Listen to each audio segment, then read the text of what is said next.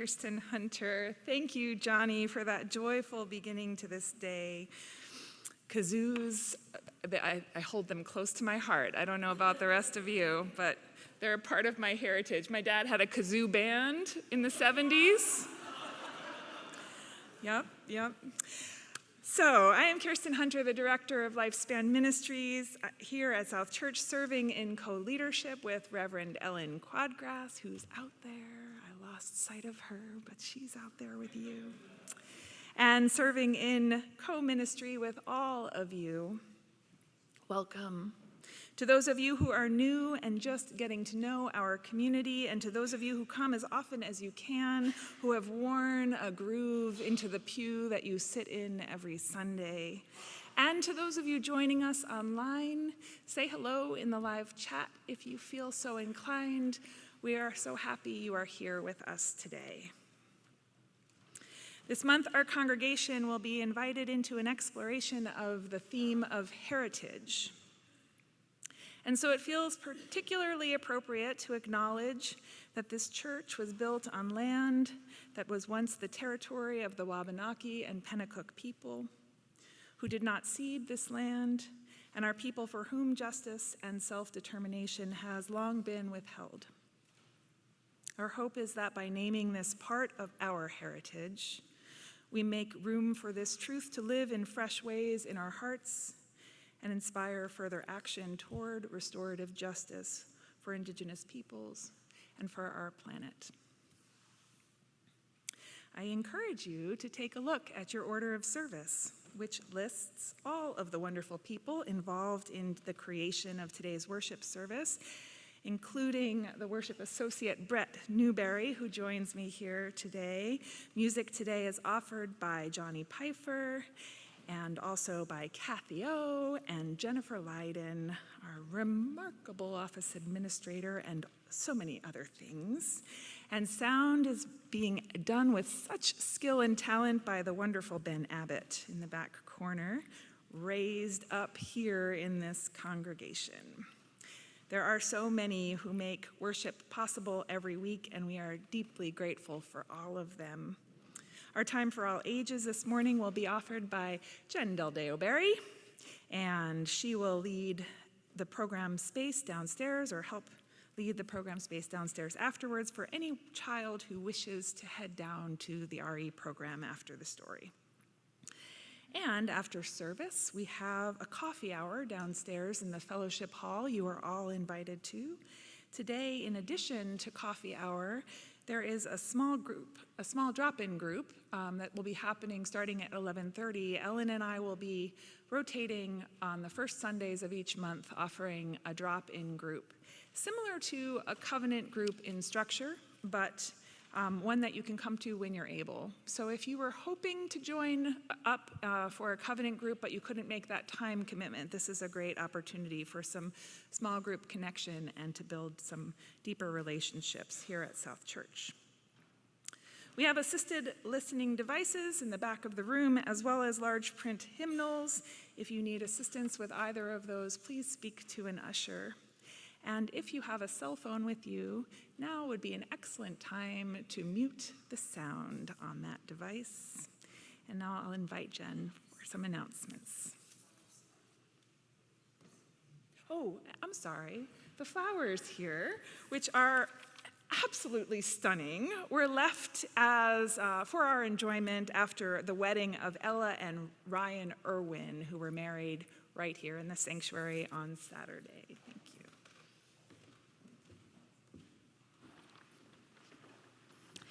Good morning. I have a few announcements. One is that there will be a Journey to Membership class in the first 3 Sundays of November following worship. That is open to anyone, whether you are brand new here or if you've been coming for a while and want to know more about the inner workings of South Church and are maybe considering membership. All are invited to attend beginning November 5th for 3 Sundays in a row. Also, there will be a South Church Pride get-together at Rita's house. It will be a potluck dinner on next Saturday, October 7th. There's information in the order of service about RSVPing for that. And then finally, the Pocket Garden tour for this year wrapped up beautifully. The committee took a half a second to rest, and now they're ready to kick off for next year. So next Sunday, October 8th, there will be the first monthly informational meeting about the Pocket Garden tour, and you all are invited to join that, to possibly volunteer or be part of that group that plans that really amazing event that is also an important fundraiser for the church. So that is next Sunday, October 8th, after worship, in a room downstairs that I don't know, but you won't be able to miss them. It's all in your order of service. Thank you.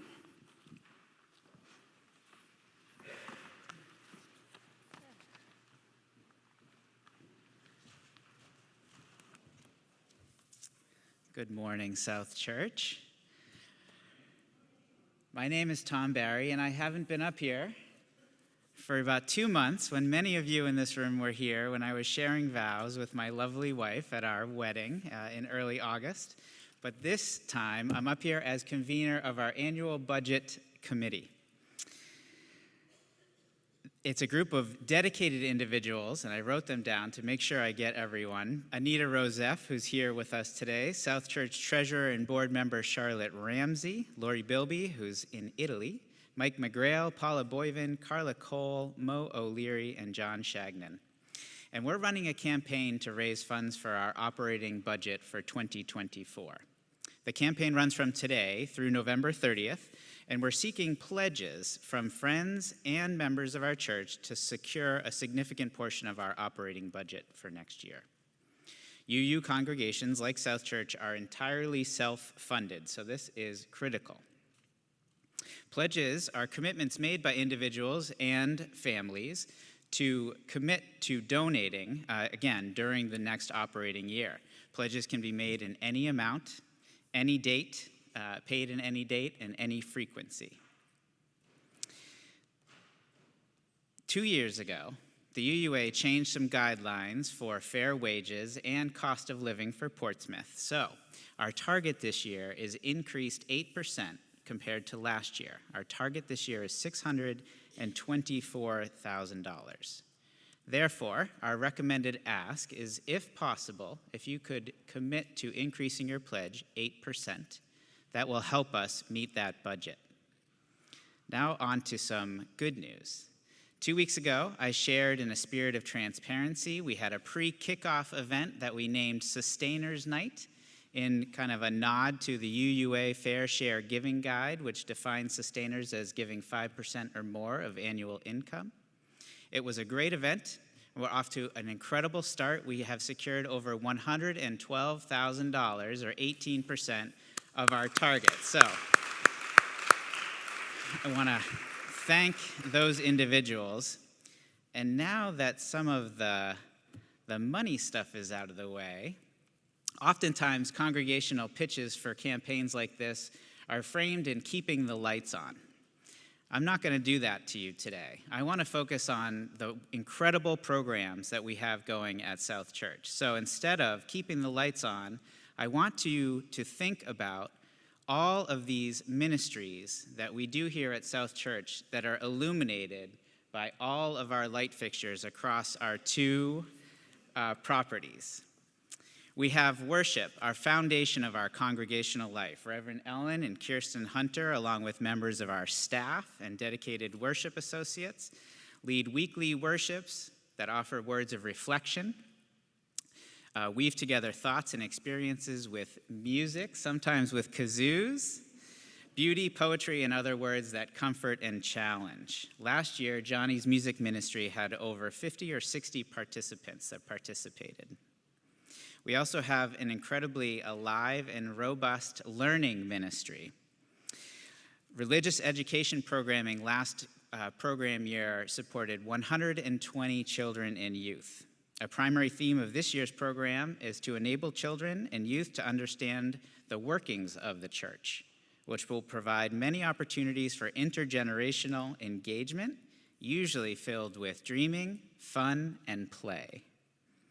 Our congregation has supported Lifespan Sexuality, Education, Our Whole Lives program, for children and youth for decades. In recent years, we've expanded for not just South Church families, but our wider communities as well.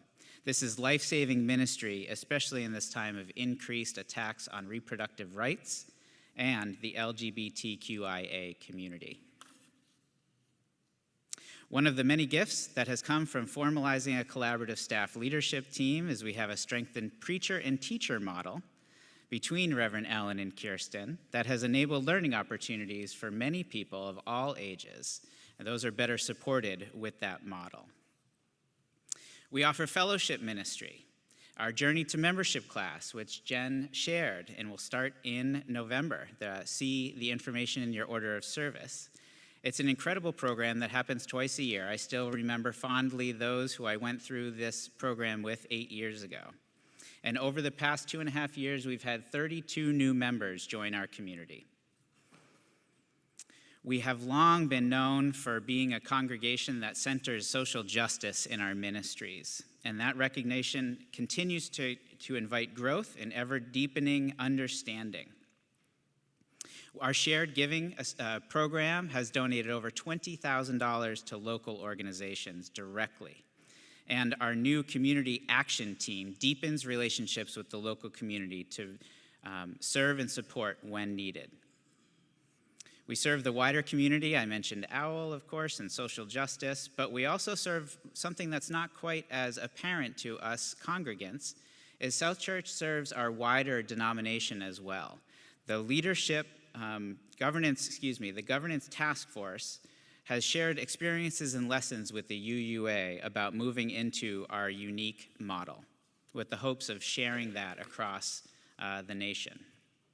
So, this year's theme I'm excited to share is Count Me In. We want to share in all the ways that our community says, count me in, and if we come together and everyone pledges, we are confident we can hit our target. I'm also excited to share a new event, a Celebration of South Church event on Sunday, October 22nd at Social Hour. This will be an autumn-themed event, and we'll have warm cider and baked goods and even a donut eating contest for kids. I got Sasha's attention. And for the adults in the group, we'll also, new this year, we'll have a raffle for any pledge that comes in before the 22nd. We'll have 2 prizes, each 2-night stays. The first, Star Island Corporation generously donated 2 nights at Star Island. And then our ABC committee member, Carla, and her husband, Drew Cole, have donated 2 nights at their Jackson, New Hampshire Airbnb in the White Mountains that sleeps 8 people. So that will be the marquee event of that celebration night, although for some people, I'm sure it will be the cider donuts that are available. So in closing, I appreciate your time, and I ask you to stand up and say, count me in. We have pledge stickers. I have mine on, and you can see a handful are already gone from here. So if you submit your pledge, I'll be at the table at Social Hour. Please come up and ask for a sticker. Similarly, if you have any questions, please come and talk to us. We will be tabling until probably right up until pageant time. So, and I should also note, we have many new friends in our congregation, pews today. So if you haven't previously pledged, please consider doing so. Your donations, our donations, really are critical to sustaining our welcoming and open community. Thank you.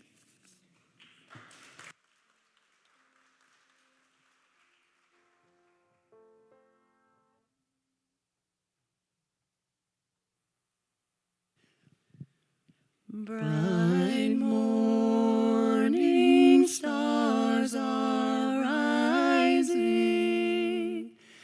Bright morning stars are rising. Bright morning stars are rising. Day is a breaking.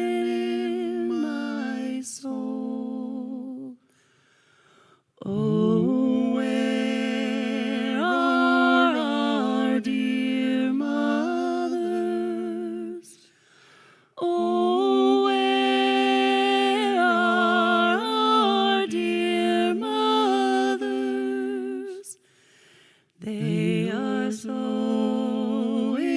seeds of gladness. Days are breaking in my soul. Oh, where are our dear fathers? Oh, where are our dear fathers? They are in the fields a-plowing. Days a-breaking in my soul.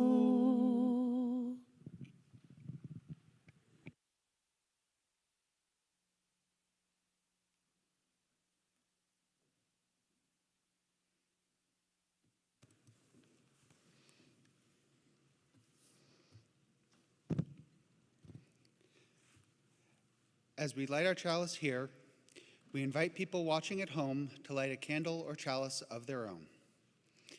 We light this chalice today with these inspirational words from Audette Fulbright Fulson. This light we kindle is set in the lamp of our history. We inherit this free faith from the brave and gentle, fierce and outspoken hearts and minds that have come before us.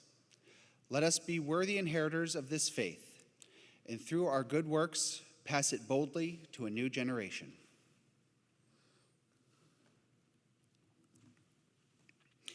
Now please stand if you are able and join me in reciting the mission statement printed in your order of service.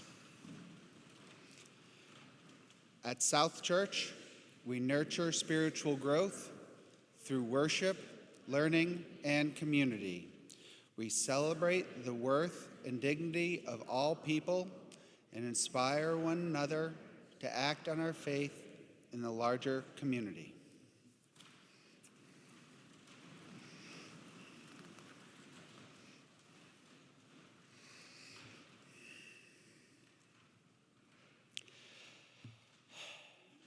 It has been a tough week. I have a lot going on at work. I have a lot going on at home. The pressure to be the best I can be at both work and family hits harder sometimes than others. Then the call went out that we needed to fill a vacancy in the worship associate schedule this week. I was hesitant at first, but I seemed to be the logical choice, so I stepped up. Afterward, I was talking with my wife, Angela, about how overwhelmed I have been feeling, and she gently suggested that maybe I had made a mistake taking on the additional work of being a worship associate for this service. I thought about it and came to the truth that being a WA is actually a break for me. Thinking over the topics that we discuss here and what I'm going to say on them is somewhat meditative for me, and that is a wonderful situation. I get to give something to the church in the form of my time and energy while getting so much in return. In the moment that I thought about that, I felt so liberated and happy to have said yes to filling in on short notice. At work, we have posters that remind us to use the 20-20-20 rule to save our eyes. That is, every 20 minutes of doing work close up, like on a computer, take 20 seconds to focus on something 20 feet away. This gives your eyes a break from the close focus strain that can cause headaches and other problems. Doing work for the church, specifically for me, doing work of a WA, is like following the 20-20-20 rule for my soul. So the time comes to write these words, lifting up the concept of when I found myself liberated by the spirit of generosity and abundance, and it seems quite apropos that the act of writing them is something that I do that fits. And now I feel liberated, energized, and more ready to take on the challenges that face me. So please rise in body or spirit for our opening hymn, Circle Round for Freedom, number 155 in the gray hymnal.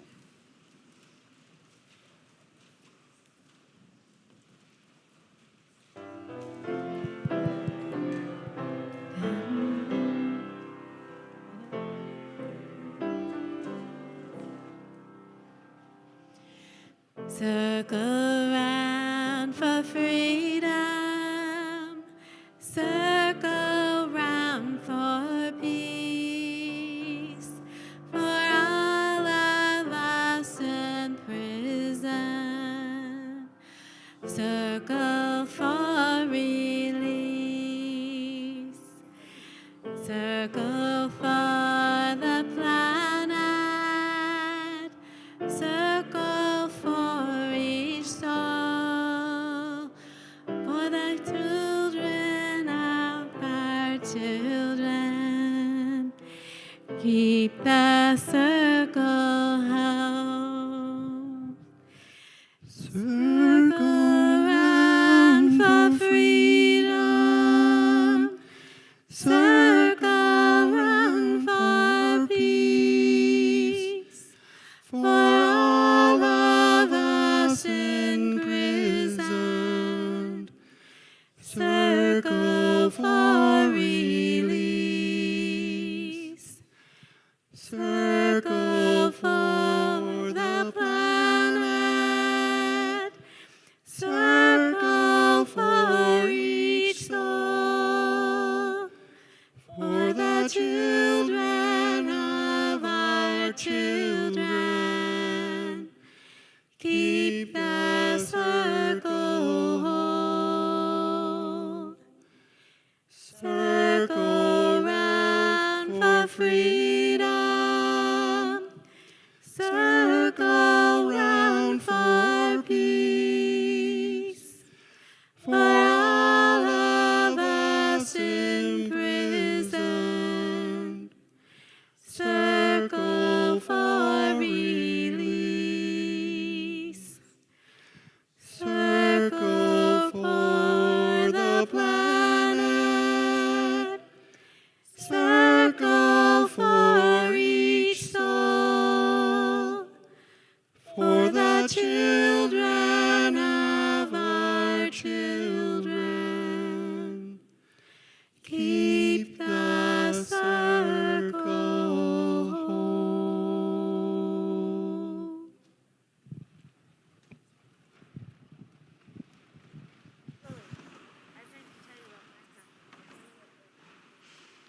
Well, that was beautiful. And now I would like to invite all children and anyone else who would like to hear a story to come up closer and sit here on the floor.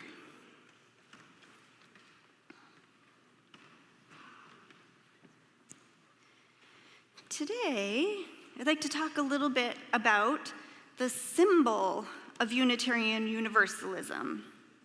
You all know it, but I wonder if someone can name what is the symbol of Unitarian Universalism. It's on a few things around here. Or UUs, that's an abbreviation of what we are, right? Right, the chalice, and specifically the flaming chalice.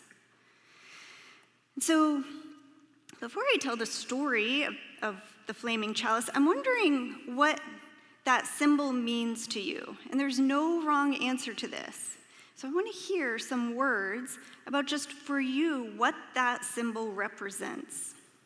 Is anyone brave enough to share? Anybody at all? Tom Barry. We are a light in this world. We are a light in this world. What else? It could be a single word or phrase. A cup to hold everyone. The flames of life. I heard freedom. Any others? Hope. Nice. Okay, those are great. One more. This little light of mine. This little light of mine. Awesome.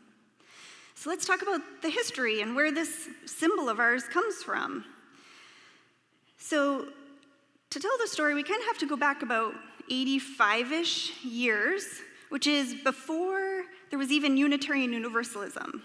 There were Unitarians and there were Universalists, and this started before those two religions combined. So 85-ish years ago, there was something really awful going on in parts of Europe. there was an organized group of people who, through hate and fear, were getting a lot of power by dividing people. And these people were called the Nazi Party. And they were operating under the belief that their world would be better without Jewish people in it. And so they were actually systematically killing or imprisoning Jewish people. And this happened to millions and millions of Jewish people and some other people of other specific identities. It was awful. And that wasn't happening in the United States, but a lot of people in the US were very upset about this. And some people felt really called to do something about it. And for example, there was a Unitarian minister and his wife who lived in Massachusetts, and their names were Wait Still and Martha Sharp. And they felt so compelled to do something to help the Jewish people that they made a difficult decision to leave their young kids, who were 3 and 6 years old. They left them with close friends from their church, people they trusted, and Martha and Wait Still traveled to Europe to help Jewish people escape the Nazi Party. And that was really dangerous work, but they felt so strongly that they went and did this. And so they started in a city called Prague. And it wasn't super dangerous in Prague when they got there. And there was a Unitarian church there that had become kind of a place where refugees were gathering because they felt that that was a safe place for them. And so Wait Still and Martha and other people would help them get documents and travel and other things that they needed to be safe. And then Prague got invaded also, and it became very dangerous there. And meanwhile, the Unitarian churches, the association of all the Unitarian churches in the US, created what was called the Unitarian Service Committee, the USC. And they set that up to be an organized way to help the Jewish people. And so they asked Wait Still and Martha to open a USC office in Lisbon, Portugal, another city in Europe. And so they did that. They went to Lisbon, they set up the office, and they met another minister there named Charles Roy. And the three of them met an artist named Hans Deutsch, he had to leave his home in Austria because artists were another identity of people that were being targeted by the Nazis. So he had fled his home, was finding safety, relative safely, in Lisbon, and the Sharps and Reverend Charles all met him there, and they asked him if he would create a symbol for the USC, for the Unitarian Service Committee, because the USC needed to seem official, because they were having to go through checkpoints and show paperwork and do some kind of tricky things to get people to safety. And so they thought if we had badges with a pro-looking symbol, then that might help us to get through things easier.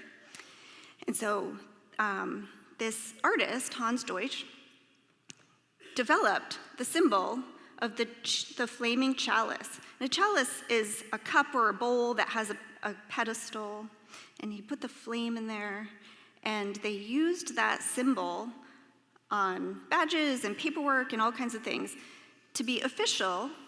And there was another purpose to that symbol.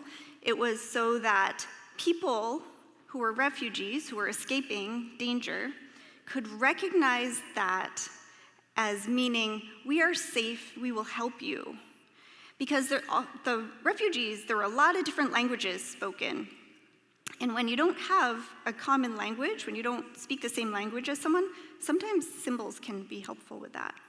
And so that became also a symbol of, we are safe people, we will help you. And so then a couple of decades go by, and the Unitarians and Universalists combined, created a new religion, Unitarian Universalism, which is what we are. And before that, the Unitarian Church had a symbol that was a cross, kind of offset in a circle. But they were like, we need a new symbol for this new religion. So they thought about it, and they decided to take that USC symbol of the flaming chalice because of what it represented, of that time of helping people, being safe, of acting on our faith. They decided, we want this to be central in this new religion. So this is going to be our collective symbol. And so they didn't right away start lighting chalices in their churches, but they had this symbol.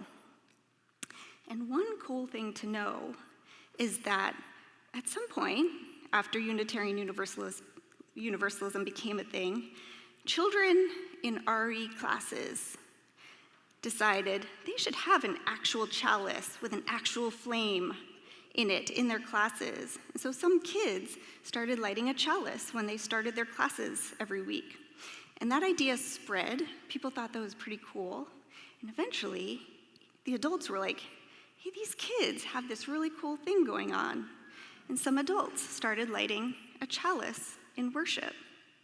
And that's another thing that is a tradition in Unitarian Universalism, is kids leading the way. That has happened in lots of different ways. But I think it's really cool that our symbol has that element to it too. And the meaning has the symbolism has meant a lot of different things to a lot of different people, just like we heard at the beginning here. There's not really an official set of words that go with the chalice, but we all have an idea of what it means, and they're not really different from each other. And I kind of love that, because we all know, and we all have our kind of interpretations, and that's really another awesome symbolism of our religion. So that's the story of the flaming chalice. Now we'll go downstairs for some classes where we will light chalices.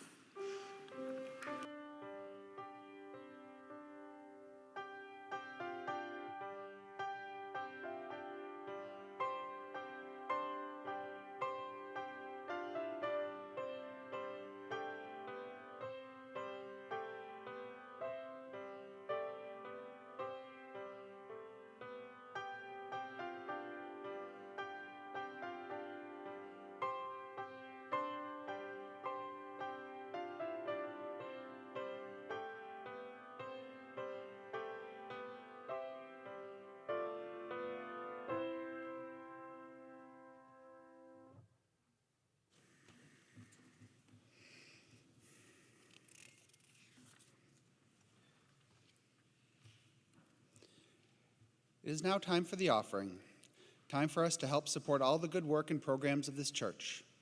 Donations may be made in person, online, by mailing a check to the 73 Court Street offices, or using the Vanco app. For your convenience, there is now a QR code in the order of service to access the Vanco app.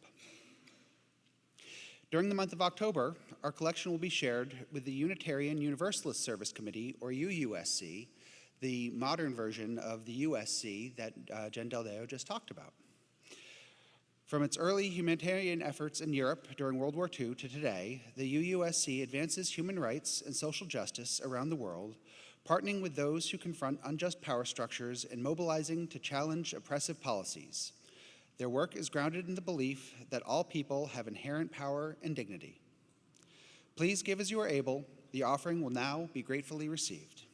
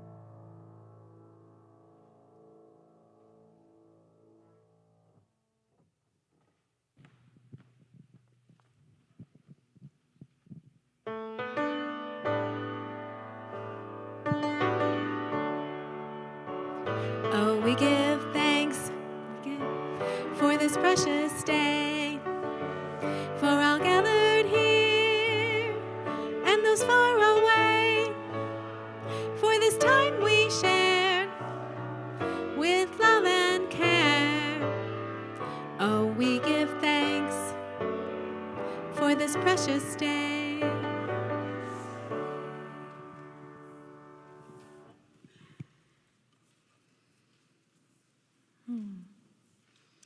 As we move into a time of reflection this morning, I have a little sad news to share. I just heard this morning that our beloved long-term member, Ann Donaldson, died this weekend.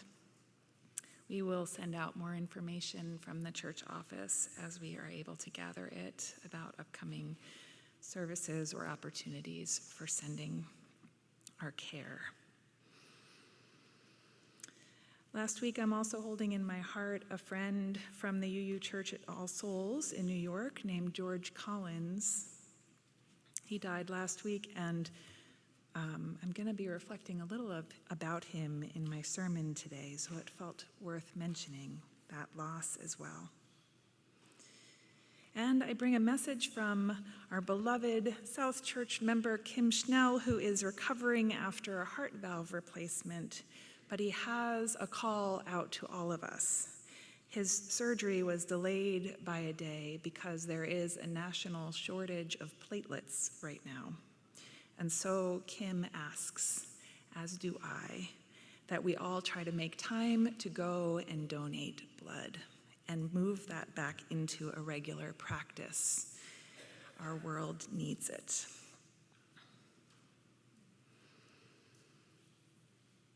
His Holiness the Dalai Lama, I have heard him share, spends at least 4 hours every morning when he first wakes up in prayer. And I recently also learned that included in his prayer practice is these words, this is translated, but these words that were written in 700 AD by Shantideva, an Indian Buddhist sage. This is the Bodhisattva prayer for humanity. May I be a guard for those who need protection, a guide for those on the path, a boat, a raft, a bridge, for those who wish to cross the flood.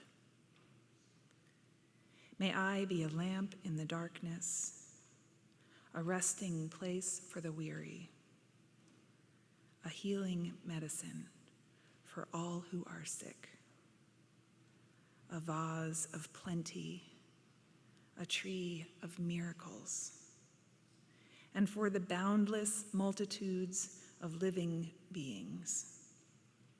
May I bring sustenance and awakening, enduring like the earth and sky, until all beings are freed from sorrow and all are awakened.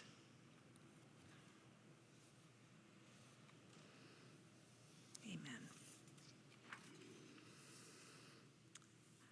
If you would like to come forward during this next time and light a candle for a joy or a sorrow, you're invited to do that. You're also invited to stay right where you are, settle into your body, listen to the music, and feel whatever is happening for you during this time of meditation.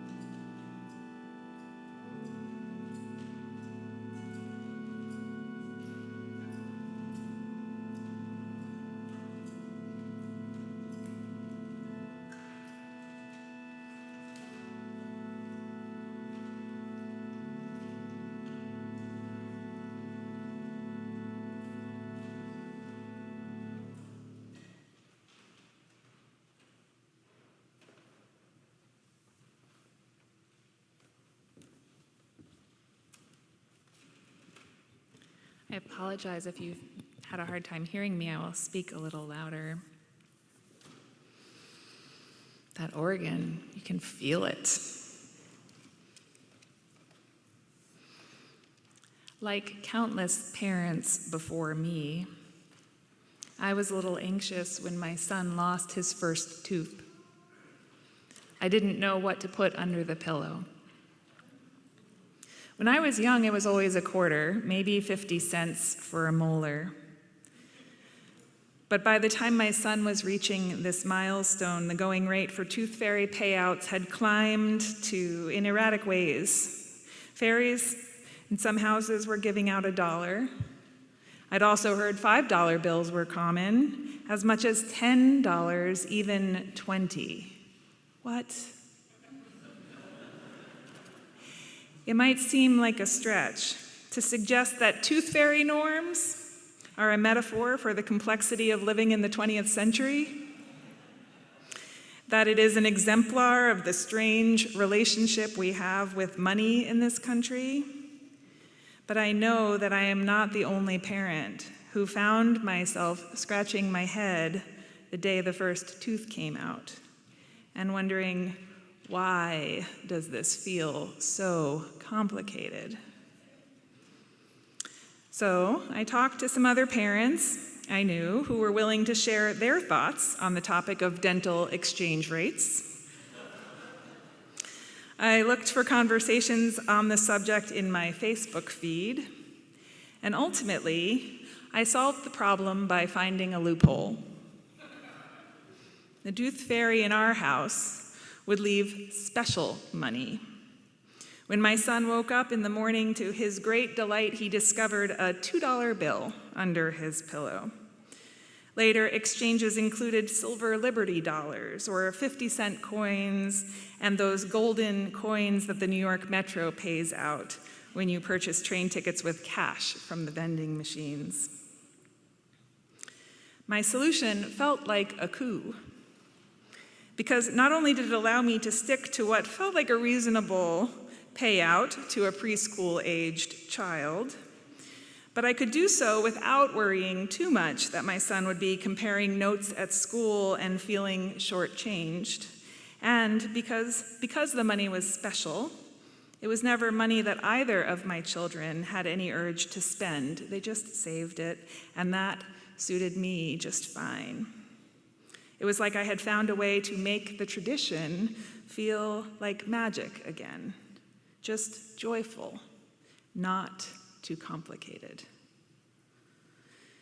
Fast forward about 15 years, I was on Star Island attending the Faith Development Conference, and as I was unpacking my things in my room, I noticed the donation envelope on the dresser had a $2 bill sticking out of it. Seeing that bill brought back a flood of memories. But I really smiled later that day when George Collins confessed to having placed those bills in each of our rooms. He was the member of the conference planning team in charge of encouraging stewardship to Star Island, and he was hoping for there to be 100% participation amongst the conferees that year. If you want, he said to all of us, simply leave that $2 bill in your donation envelope and turn it in. Or feel free to keep that $2 bill and make a donation of a different amount. Brilliant. Who is going to pass up taking a $2 bill and sticking that in your pocket? I, for one, was happy to fill out that pledge folder for a different amount, and I felt kind of like the tooth fairy had come. George Collins was a Unitarian Universalist at All Souls Church in New York City, as I mentioned, and he left behind a touching legacy. In addition to having a deep love for Star Island, which I share with him, he also coordinated Meals with Dignity programs at All Souls, one called Monday Night Hospitality, which he spent 25 years coordinating. And in that program, he demonstrated and embodied generosity to everyone who came through the building. And when George stashed all those $2 bills in the rooms on Star Island that year, he modeled another kind of generosity. He stood up and said to that community, "This place matters to me. You all matter to me, and I'm using my money to show you. Maybe it matters to you too." We choose our relationship with money, just like we choose how we use our time and our talents in our life. Whether we have a lot or a little, we choose to use the money we do have to serve our values in the world, or we can let money become the thing that we are serving. I think that was why I had been uncomfortable with the tooth fairy tradition years before. It felt like money had become the point, like it had taken the place of celebrating this sweet childhood milestone. It felt like money had crept in and took over. And that happens a lot, I think. When we use money as a tool to better the world, to preserve what is good, to heal what is broken, particularly to heal what human beings have broken through greed and disconnection, we discover a new kind of generosity, a new kind of abundance. Our worship theme this month is heritage. Heritage is an interesting word. It dates back to the year 1200, and its original meaning was related to inheritance or succession. It was a money word. And it wasn't until around 1500 that the word heritage started to expand in meaning to include things like genetic heritage, that we pass on our DNA, or later still before the word applied to cultural heritage. And what I observe in how we use that word today is that we sort of still separate those different definitions. Maybe we talk about financial heritage, inheritance, or we might speak of genetic heritage. We certainly speak of cultural heritage, but I don't know if many of us think of heritage as incorporating all of that at once. For example, if I share my mother's family is Norwegian, you probably wouldn't expect me to include details about their migration to the United States or how they started to accumulate wealth once they got here. My cultural heritage is connected to all three of those things, but we tend to pull out pieces and push other details away. I can see how this is necessary and functional. I can't tell you everything about my great-grandparents. Here's one piece of information. But we also live in a culture that avoids transparency and direct communication about wealth in particular, and class, for intentional reasons. And when we pick and choose the parts of our heritage we want to uplift, we often pick around the parts that might get sticky. And we miss a really powerful opportunity when we do that.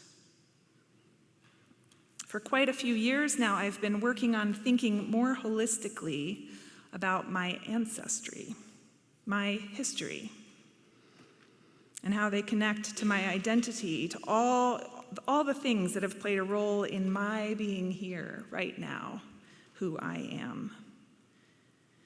And this more expansive definition of the word heritage, that describes what I've been discovering about myself. All of those pieces intercombined, twisted together, have played important roles in making me who I am. Somewhere in me are ideas that grew from my great-grandparents' emigration, and from their perspective living through the Great Depression, and from the fact that they were among the lucky ones at that time who had already built enough income to protect them from the worst of those days. Somewhere in me is a value of education that came from being raised in a family who assumed I would go to college because they had that opportunity themselves. Somewhere along the way, I learned to take risks in my life, and that choice was, I have no doubt, interconnected with knowing I had a family ready to help me if I fell down in the process. My heritage includes the benefits of white European identity and all the bizarre enculturations of being born female. My heritage, having grown up in a family without much money as a child, is also connected to a larger family who did have generational wealth, who were there to help us if we fell. My heritage includes a learned detachment from the natural world. If every person in this room were given supplies to create a collage representing their heritage, and we asked ourselves, what has made us who we are? What role has money played in our life? What are the educational opportunities we've had or not had? What connection do we have to our ancestors spanning back generations? What did they teach us? Or what did their absence teach us? Where are we from? Who are we from? What trauma lives in our body? Imagine if we had that sense of our own heritage, each of us, that kind of multifaceted complexity, and imagine if we were willing to show it to one another. I can tell you for myself, as I've worked on developing a deeper understanding of my own heritage, when I've learned about myself has made me more generous, more invested in reparations to other people and to our planet. It has helped me heal in myriad ways, including giving more to my church and my community, including spending less on luxury in my life. It has not been a linear journey for me. Parts of uncovering my heritage have brought up feelings of shame and guilt. Other parts have made me resentful and angry. But over time, those feelings have evolved into something different, a sense of who I am in the context of my own history and the histories of other people. Discovering our stories does not happen in isolation. It happens in context. As you learn what has shaped your life, you also learn what has shaped other lives differently. You grow compassion and humility and gratitude. Exploring my heritage has also helped me forgive myself for strange ideas that live in my heart and mind, because they didn't come from me. And when I realize there's a string I can follow to make sense of those strange ideas and thoughts, I realize a new capacity for transformation. I realize I have a choice in what I do next. We, all of us, are human beings. Each of us right now, just as we are perfect and precious. We are all a part of something so much bigger than any one of us. We have this miraculous capacity for change and for generosity and for creativity. I learned once that healing is simply the process of taking what is painful and learning to transform that experience into something that can nourish new understanding. Our hurts don't go away, but they can evolve into wisdom. When we consider our heritage with that in mind, amazing things are possible. Unitarian Universalism has a complex heritage of its own That story of the flaming chalice that Jen shared this morning is part of that heritage. Every time we light that flame, we acknowledge, whether we know it or not, that we are rooted in service toward building a better world. We are messy people, just like everyone else. There are mistakes and missteps galore in the story of our faith. South Church's heritage, too, this particular community, is remarkable and joyful, and sometimes we hurt one another, disappoint one another. Sometimes we prioritize the wrong things. Sometimes we take risks and we fall down. But we're choosing to invest in something we believe in here. We're stronger together and we need one another. I'm going to say that again. We're choosing to invest in something we believe in here, that we are stronger together and that we need one another. That we have things to learn about ourselves and to learn from each other. Life is so stunningly fractal. What is true for each of us as individuals is also true for us as a community, is also true for us as a region, as a country, as a species, as a planet. We choose to be in relationship. We can choose to see ourselves as a part of an interconnected web of life. We can choose to center love, and we can choose to have hope, and we can choose to give what we can, which is different for every one of us in any given moment. And we can also choose the opposite at any given moment. And all of us do that too sometimes. I doubt there are many people in this room who get excited when they hear that it is annual budget season. I know there are people who stay home on purpose on the first Sunday in October. And that is okay. That is okay. But I am not lying when I say that exploring our relationship with money is an incredibly important part of practicing Unitarian Universalism. Our annual stewardship campaign is much more than just necessity. Annual giving is an invitation into a spiritual practice. Yes, we have to talk about money because the friends and members of this church pay for what it costs to run this church. It wouldn't be here without you. And we have to talk about money because we need to pool our resources because we don't all have the same. But we benefit from talking about money in the same way that we benefit from talking about theology, in the same way that we benefit from talking about mental health or sexuality, in the same way that we benefit about talking about aging and dying. We learn from each other, and when we step into brave spaces with one another and talk about the things that are such a huge part of our lives, it can change us. Bret reflected so beautifully about how this community helps him think about what he says yes to, what he makes time for, and how he is discovering things about himself through those choices. They are not easy choices. They are not without discomfort or sacrifice.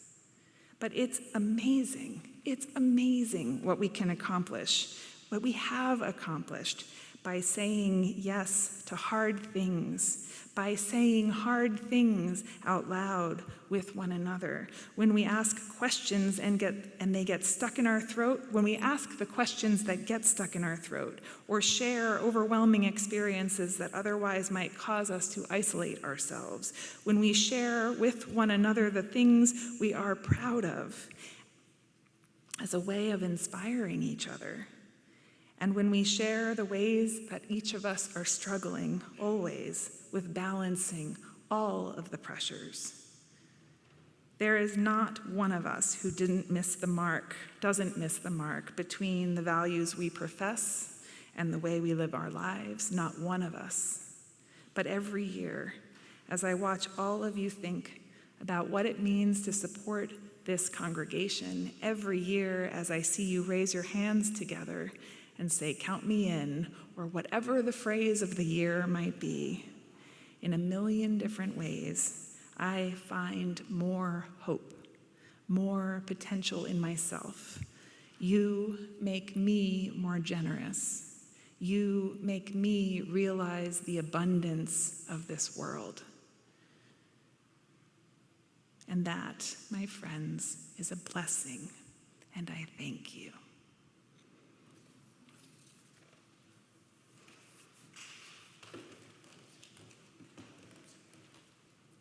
Closing hymn.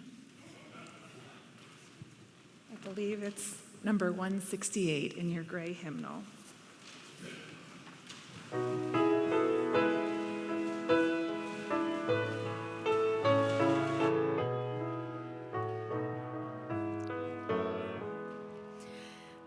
One more step, we will take one more step till there is peace for us, and everyone will take one more step. One more word, we will say one more word till every word is heard by everyone. We'll say one more word. One more prayer, we will say one more prayer till every prayer is shared by everyone. We'll say one more prayer. One more song, we will sing one more song till every song is sung by everyone. We'll sing one more song.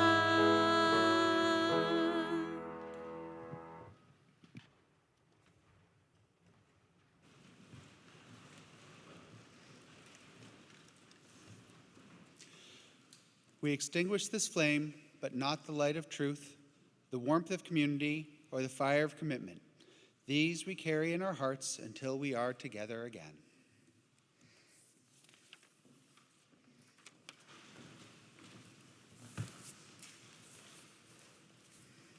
Bret's going to join me for the benediction. It is a call and response.